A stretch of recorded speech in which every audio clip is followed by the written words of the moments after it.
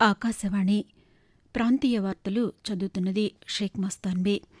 ముఖ్యాంశాలు: ప్రభుత్వం అందిస్తున్న అన్ని సేవలు ఈ ఏడాది చివరి నాటికల్లా ఆన్లైన్లో లభించాలని ఆంధ్రప్రదేశ్ ముఖ్యమంత్రి నారా చంద్రబాబు నాయుడు అధికారులను ఆదేశించారు. తెలంగాణలో తుమ్మిడిహెట్టి వద్ద నిర్మించే బ్యారేజ్ పనులను వేగవంతం చేయాలని ముఖ్యమంత్రి రేవంత్ రెడ్డి అధికారులను ఆదేశించారు. ఆంధ్రప్రదేశ్లో 10వ తరగతి పరీక్షా ఫలితాలను విద్యాశాఖ మంత్రి నారా లోకేష్ ఈరోజు విడుదల చేస్తారు. గ్రామీణ ప్రాంతాల్లో పరిశుభ్రత, ఆరోగ్యకరమైన పద్దతులను ప్రోత్సహించేందుకు స్వచ్ఛపదం కార్యక్రమాన్ని ప్రారంభించామని ఆంధ్రప్రదేశ్ మంత్రి కందుల దుర్గేష్ పేర్కొన్నారు. వార్తల వివరాలు: ప్రభుత్వం అందిస్తున్న అన్ని సేవలు ఈ ఏడాది చివరి నాటికల్లా ఆన్లైన్లో లభించాలని ఆంధ్రప్రదేశ్ ముఖ్యమంత్రి నారా చంద్రబాబు నాయుడు అధికారులను ఆదేశించారు.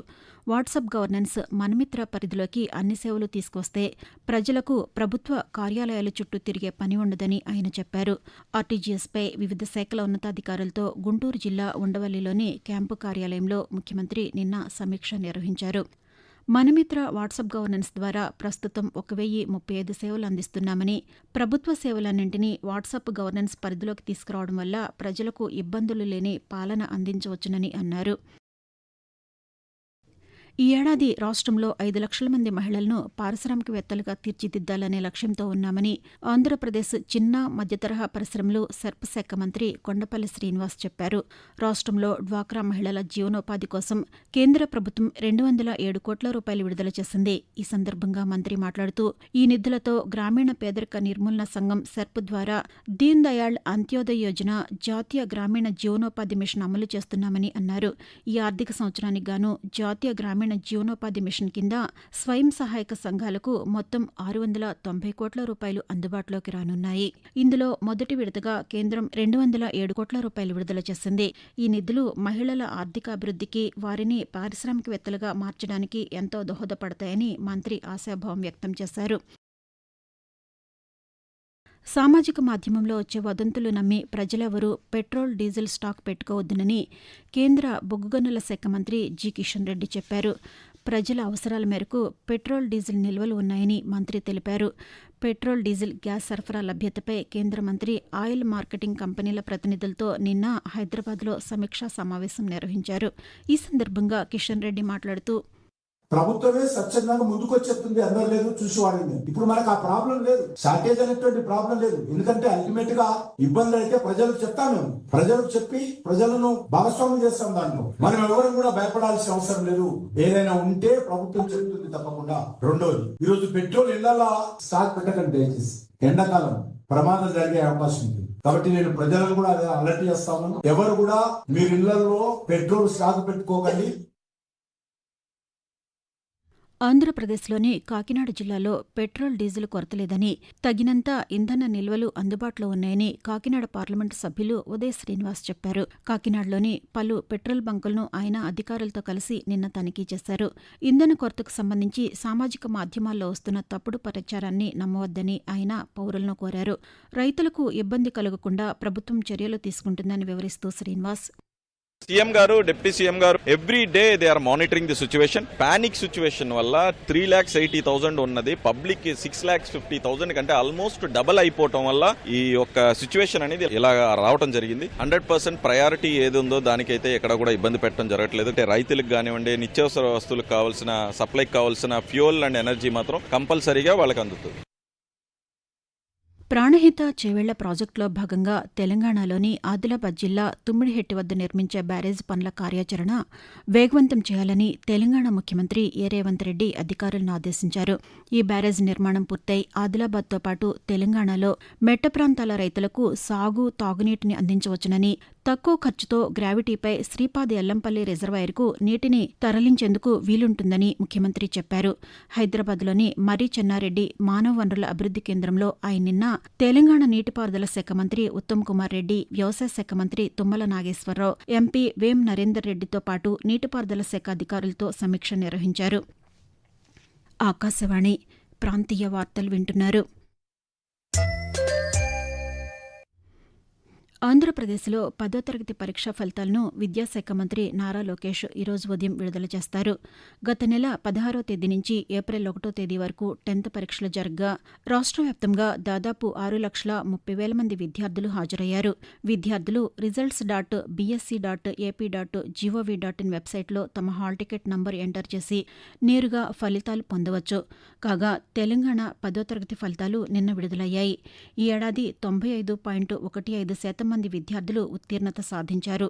ములుగు జిల్లా తెలంగాణ రాష్ట్రంలోనే అత్యధికంగా 99.30% ఉత్తీర్ణత సాధించగా హైదరాబాద్ 89.23%తో అట్టడుగు స్థానం పొందింది. గ్రామీణ ప్రాంతాల్లో పరిశుభ్రత, ఆరోగ్యకరమైన పద్ధతులను ప్రోత్సహించేందుకు ఆంధ్రప్రదేశ్ ముఖ్యమంత్రి నారా చంద్రబాబు నాయుడు దార్శనికతతో స్వచ్ఛపదం కార్యక్రమాన్ని ప్రారంభించారని ఆంధ్రప్రదేశ్ సినిమాటోగ్రఫీ శాఖ మంత్రి కందుల దుర్గేష్ చెప్పారు. గ్రామస్తులు పరిశుభ్రమైన అలవాట్లను అలవర్చుకునేలా ప్రోత్సహించడం, పారిశుద్ధ్య ప్రమాణాలను మెరుగుపరచడం, తద్వారా మొత్తం గ్రామీణాభివృద్ధికి, ప్రజారోగ్య అవగాహనకు దోహదపడడం ఈ కార్యక్రమ లక్ష్యమని ఆయన చెప్పారు. ఆంధ్రప్రదేశ్లోని తూర్పుగోదావరి జిల్లా నిడదవోలు మండలం గోపవరంలో ఆయన నిన్న స్వచ్ఛపదం కార్యక్రమాన్ని ప్రారంభించారు.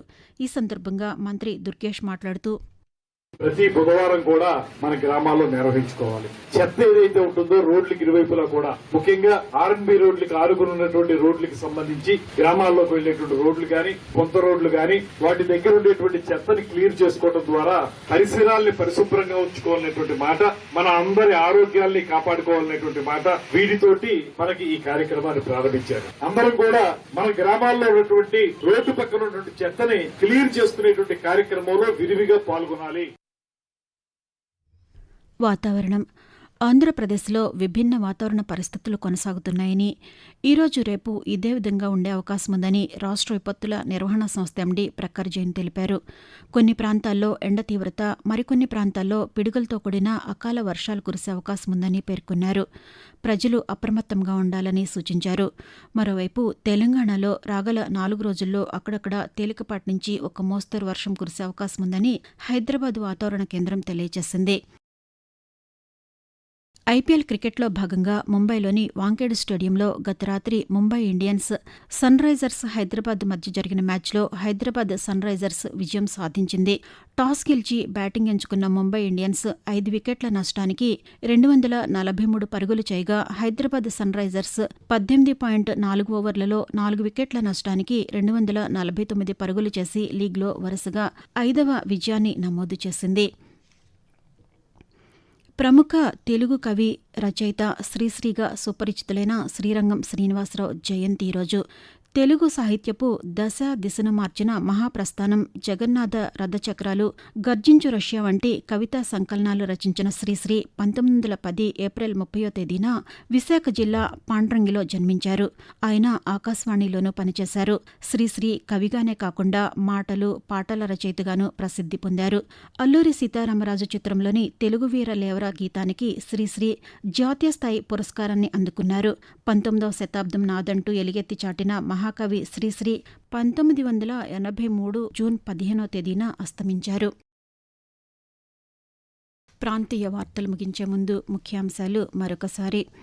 ప్రభుత్వం అందిస్తున్న అన్ని సేవలు ఈ ఏడాది చివరి నాటికల్లా ఆన్లైన్లో లభించాలని ఆంధ్రప్రదేశ్ ముఖ్యమంత్రి నారా చంద్రబాబు నాయుడు అధికారులను ఆదేశించారు. తెలంగాణలో తుమ్మిడిహెట్టి వద్ద నిర్మించే బ్యారేజ్ పనులను వేగవంతం చేయాలని ముఖ్యమంత్రి ఏ రేవంత్ రెడ్డి అధికారులను ఆదేశించారు. ఆంధ్రప్రదేశ్లో 10వ తరగతి పరీక్షా ఫలితాలను విద్యాశాఖ మంత్రి నారా లోకేష్ ఈరోజు విడుదల చేస్తారు. గ్రామీణ ప్రాంతాల్లో పరిశుభ్రత, ఆరోగ్యకరమైన పద్ధతులను ప్రోత్సహించేందుకు స్వచ్ఛపదం కార్యక్రమాన్ని ప్రారంభించామని ఆంధ్రప్రదేశ్ మంత్రి కందుల దుర్గేష్ పేర్కొన్నారు. ఆకాశవాణి ప్రాంతీయ వార్తలు ఇంతటితో సమాప్తం.